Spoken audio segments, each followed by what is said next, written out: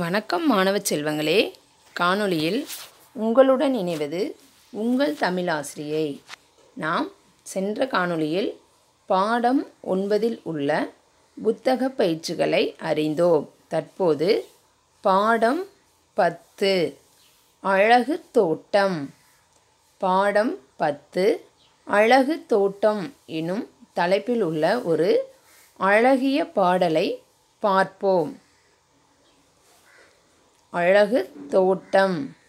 தோட்டத்திலே வண்ண பூவும் பூத்து குலுங்குது, பார்த்ததுமே சின்ன தேனி பாட்டு பாடுது. தோட்டத்திலே வண்ண பூவும் பூத்து குலுங்குது, பார்த்ததுமே சின்ன தேனி பாட்டு பாடுது. பசுமையான புல்லை தேடி மாடும் மேயுது, பக்கத்திலே கன்று குட்டி துள்ளி ஓடுது. பசுமையான புல்லை தேடி மாடு மேயுது, பக்கத்திலே கன்று குட்டி துள்ளி ஓடுது. உயரமான மரத்தினிலே பழமும் தொங்குது, பச்சை கிளி பறந்து வந்து கொத்த பார்க்குது. உயரமான மரத்தினிலே பழமும் தொங்குது, பச்சை கிளி பறந்து வந்து கொத்த பார்க்குது. அழகு தோட்டம் பார்க்கும்போதே நம்மை இழுக்குது, ஆட்டமாடி பாட்டு பாட ஆசை பொங்குது. அழகு தோட்டம் பார்க்கும்போதே நம்மை இழுக்குது, ஆட்டமாடி பாட்டு பாட ஆசை பொங்குது. என்ன மாணவர்களே, பாடலை கேட்டீர்களா?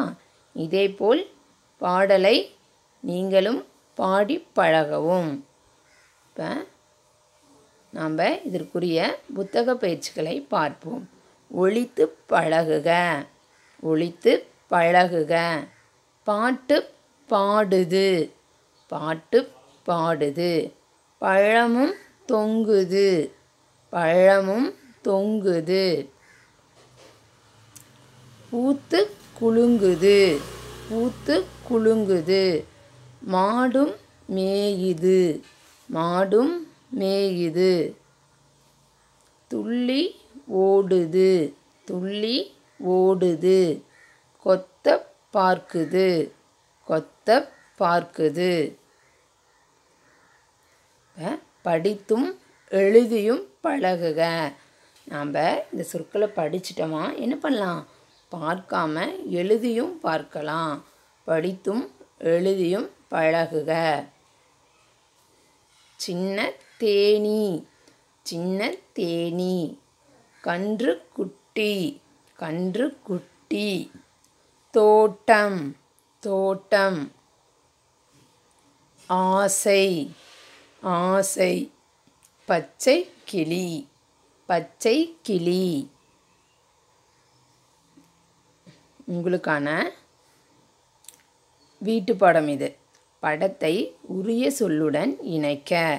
இங்கே படங்கள் கொடுத்துருக்காங்க, சொற்களும் கொடுத்துருக்காங்க. நம்ம என்ன பண்ணணும்? அந்த சொற்களை படிச்சுட்டு அந்த சொல்லுக்குரிய படம் எங்கே இருக்கோ அது கூட உங்கள் பென்சிலை வச்சு அதை நீங்கள் கோடு போடணும். பச்சை கிளி. வண்ண பூ. சின்ன தேனி. பசும் புல். உயரமான மரம். இந்த சொற்களையெல்லாம் படிச்சுட்டு இங்கே பக்கத்துலேயே அதுக்குரிய படங்கள் கொடுத்துருக்காங்க, அதை நீங்கள் இணைக்கணும். நன்றி மாணவர்களே.